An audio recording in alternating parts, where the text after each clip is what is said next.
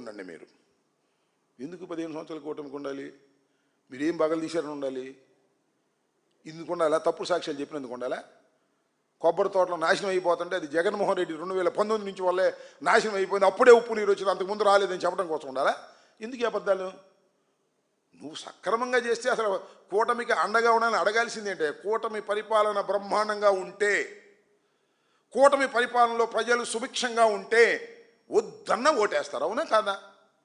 వద్దన్న ఓటేస్తారు. కూటమి పరిపాలన సరిగా లేదు, నువ్వు కాళ్ళు పట్టుకున్నా గెడ్డం పట్టుకున్నా ఓటు వెయ్యరుగాక వెయ్యరు. 15 సంవత్సరాలు మేము కలిసి ఉంటాం, 15 సంవత్సరాలు మేము కలిసి ఉంటాం.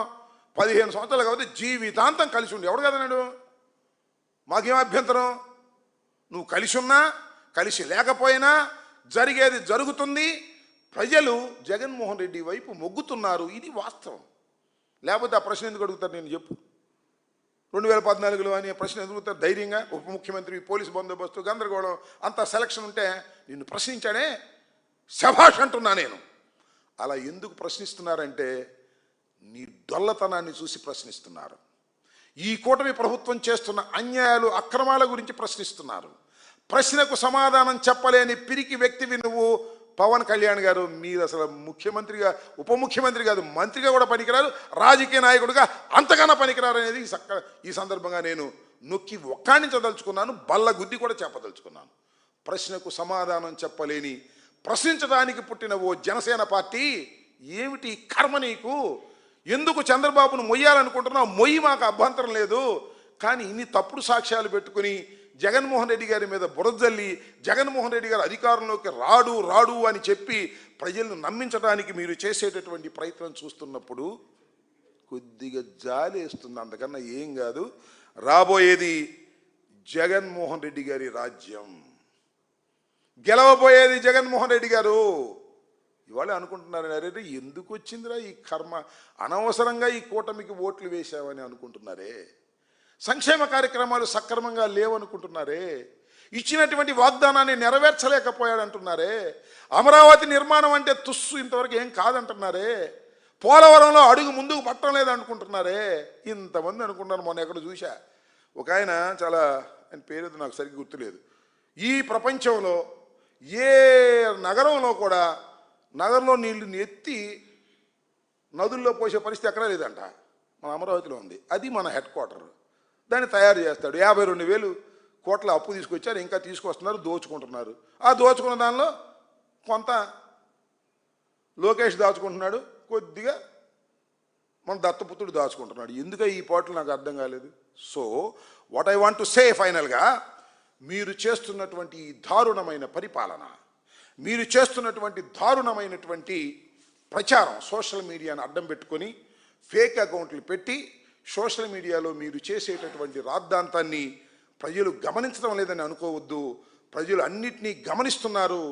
జగన్మోహన్ రెడ్డి గారు ఓర్పుగా, నేర్పుగా ఇన్ని కష్టాలను కూడా భరిస్తున్నాడు, ఇంత అవమానాలను కూడా భరిస్తున్నాడు.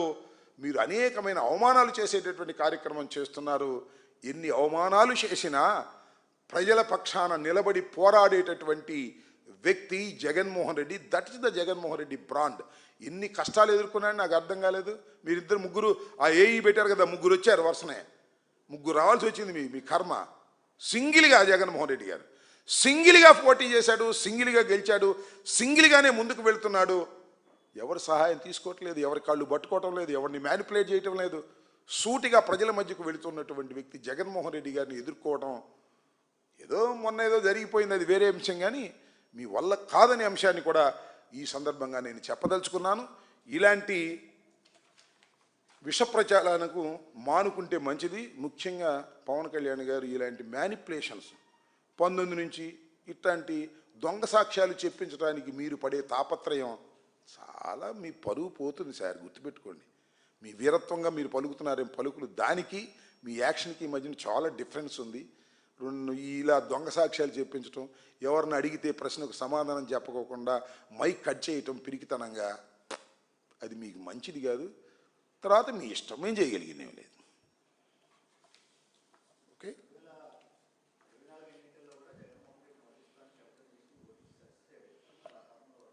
2000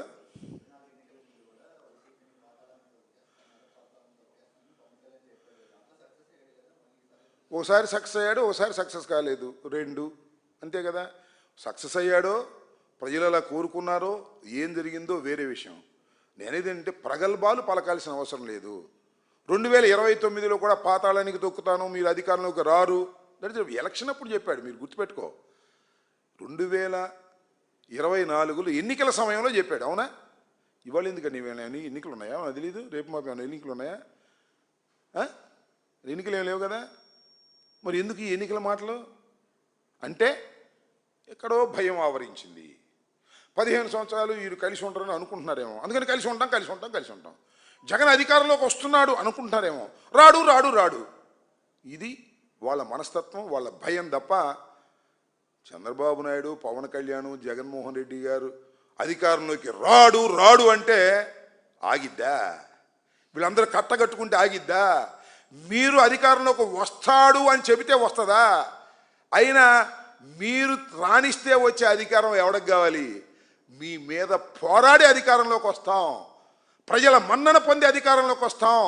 మీరు ఒప్పుకునే అధికారం మాకెందుకయ్యా? మిమ్మల్ని ఓడించి చిత్తుగా ఓడించి రాజ్యాధికారం చేజిక్కించుకొని ప్రజలకు మేలు చేసేటటువంటి కార్యక్రమంలో వైఎస్ జగన్మోహన్ రెడ్డి ముందుకు వెళ్తాడు తప్ప అధికారం అంటే భిక్ష కాదని కూడా మనవి చేస్తున్నా. అధికారం అంటే మేనేజ్మెంట్ కాదని కూడా మనవి చేస్తున్నా. అధికారం అంటే కాసేపు కాంగ్రెస్ కాళ్ళు పట్టుకోవటం, కాసేపు బీజేపీ కాళ్ళు పట్టుకోవటం, కాసేపు టీఆర్ఎస్ కాళ్ళు పట్టుకోవటం కాదని మనవి చేస్తున్నా. అధికారం అంటే ప్రజలను మెప్పించి, ప్రజలను ఒప్పించి తీసుకునేది అధికారం. అదే జగన్మోహన్ రెడ్డి గారు చేస్తాడు.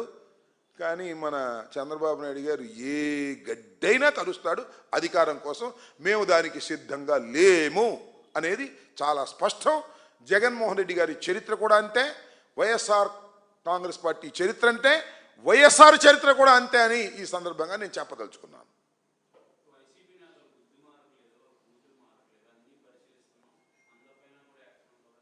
అబ్బా భయమయ్యా మాకు. పరిశీలిస్తున్నారా? ఏం పరిశీలించి ఏం చేస్తారే? రోపలేస్తారు అంతేగా మీరు. ఇప్పటికే మా సోషల్ మీడియా వ్యక్తి 50 రోజుల నుంచి రోపలు ఉన్నారా? గుంటూరు జైల్లో తారక్ ప్రతాప్ రెడ్డి. ఇంతకాలం ఎవడైనా సోషల్ మీడియాలో ఉన్నాడండి? ఇంతకుముందు ఎప్పుడైనా చరిత్రలో?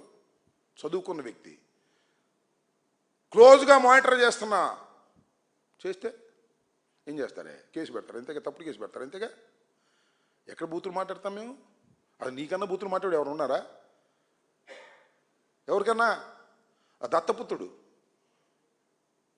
కొణిదెల పవన్ కళ్యాణ్ గారు, ఆయనకన్నా బూతులు మాట్లాడే ఎవరు ఉన్నారా ఈ రాష్ట్ర రాజకీయాల్లో? అరే కాళ్ళకుండాలు చెప్పులు చేతులకు వచ్చినాయే. ఎమ్మెల్యే నా కొడకల్లారా, వైసీపీ ఎమ్మెల్యే నా కొడకల్లారా అని అన్నమాట వాస్తవం కదా? చెప్పని అడుగుతా ఉన్నా. నీకేమైనా రిజర్వేషన్స్ ఉన్నాయా? నువ్వు బూతులు మాట్లాడొచ్చా? ఇంకెవడు బూతులు మాట్లాడకూడదా? ఈ స్థాయిలో ఉన్న